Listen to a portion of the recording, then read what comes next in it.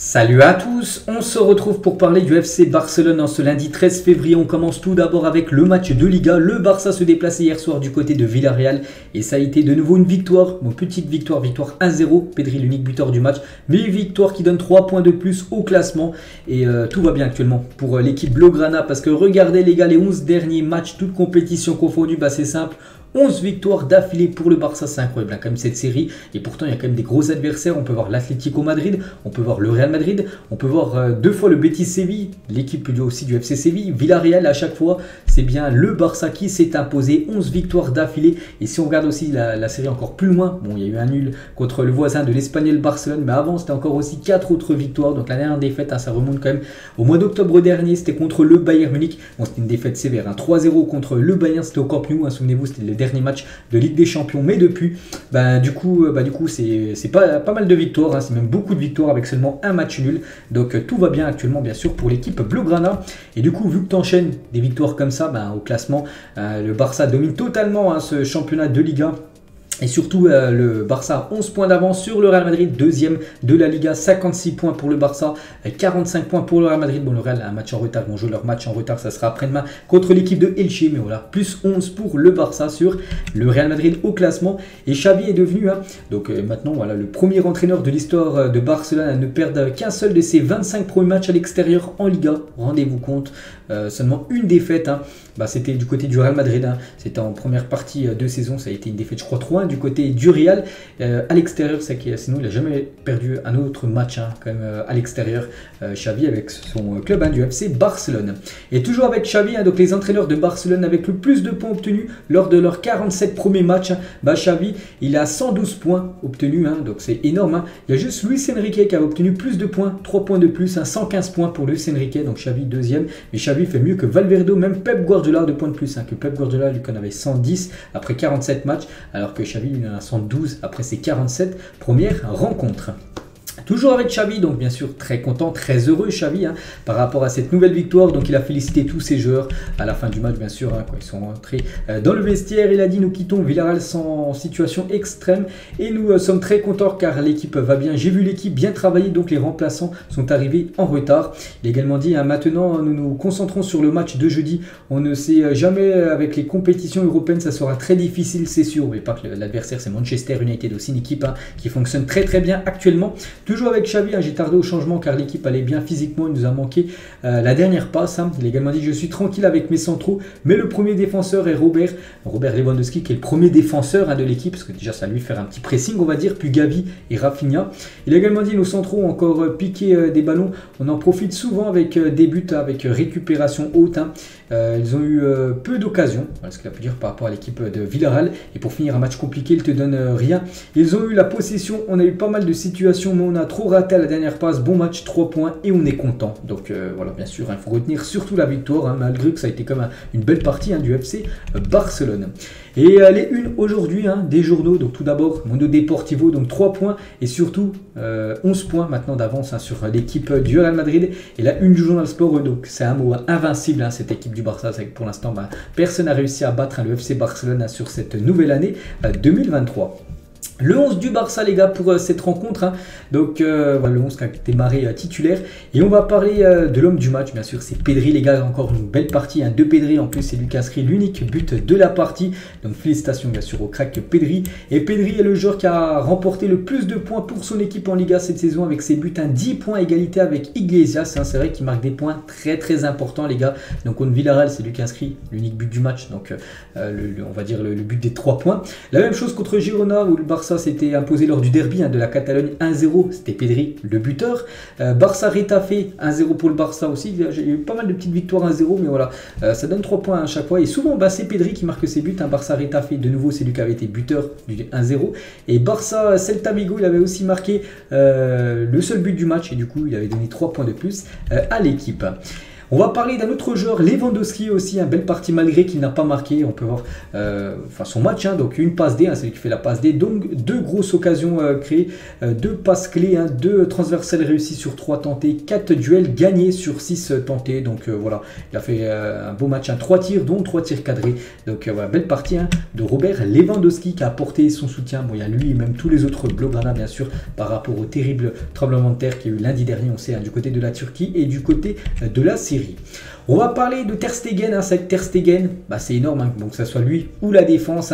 Le Barça cette saison en Liga, c'est 21 matchs et 16 clean sheets, 16 matchs sans prendre de but. Hier, ça a été encore un match sans prendre de but, vu que ça a été une victoire 1-0 et seulement 7 buts encaissés quand même pour le FC Barcelone, incroyable. Donc il y a Ter Stegen qui fait beaucoup d'arrêts, mais il ne faut pas oublier aussi que devant lui, il y a la défense. Donc Araujo, les gars, contre Villarreal, c'est 3 tacles, 1 interception, 38 ballons touchés, 2 transversales réussis sur 2 tentés, 5 duels réussis sur 5 tentés, 4 duels aériens remportés sur 5 tentés, on va dire. Et voilà, il n'a jamais dribblé en gros, donc voilà, gros match de la part d'Araujo. Et match de patron encore une fois. Donc on a hâte de voir son prochain match qui sera contre Manchester United. Et Marcus Rashford du côté de Manchester fonctionne très bien, il marque but sur but. Et on va voir maintenant face à Araujo s'il va réussir à mettre un but contre le Barça. C'est le gros match bien sûr, on va en parler bien sûr là dans les prochains jours de ce FC Barcelone Manchester United en Europa League. Et toujours avec Araujo, il a dit: je suis content de la victoire, c'est une victoire importante et je suis content d'avoir aidé l'équipe en défense et en attaque, c'est important de continuer à récolter des points. Il a également dit: nous devons chercher à tuer les matchs plus tôt pour être plus calme. C'est que c'est encore une victoire, une victoire 1-0, mais voilà, à tout moment l'équipe de Villarreal peut revenir et du coup le Barça aurait concédé le nul. Il faut essayer de marquer un 2-3, 3-0, voilà, comme ça tu es quasiment sûr de gagner le match quand il reste plus qu'à peu près 10 minutes de jeu, on peut dire. La saison dernière, nous encaissions des buts trop facilement, nous devions améliorer cela et nous débrouillons très bien maintenant. C'est vrai que la saison dernière, beaucoup de buts, la défense n'était pas du tout le point fort et maintenant la défense est le gros point fort actuellement du club. Et concernant Araujo, les gars, donc carton jaune, il a pris un jaune hier, du coup il manquera le prochain match contre Cadiz en Liga. S'il prenait un jaune, il était suspendu. Bon, voilà, il a pris un jaune, donc il ne sera pas là contre l'équipe de Cadiz pour la prochaine journée de Liga. Frenkie de Jong aussi, un gros match de la part de Frenkie de Jong, donc voilà, 90 minutes jouées, 87% de passes réussies, une occasion créée, 2 dribbles réussis sur 2 tentés, les transversales 5 tentés, 4 réussis, un tacle, 6 interceptions, voilà, 12 duels tentés, il en a réussi 7, donc voilà, une belle partie, comme d'habitude bien sûr, de Frenkie de Jong. Gavi, les gars, qui fait 1m73 et 18 ans, vient de prendre le ballon de la tête à Albiol, 1m90 et 37 ans, incroyable, il fait quand même 17 cm de plus Albiol que Gavi, mais c'est Gavi qui a gagné un duel aérien contre le défenseur Albiol. Alejandro Balde, il a dit: je suis très content de la confiance que Xavi m'accorde et des minutes que je joue, bien sûr. Ce joueur qui joue très peu, on sait souvent, saison dernière, que là bien sûr c'est un joueur quasiment cadre de l'équipe du FC Barcelone. Maintenant Alejandro Balde.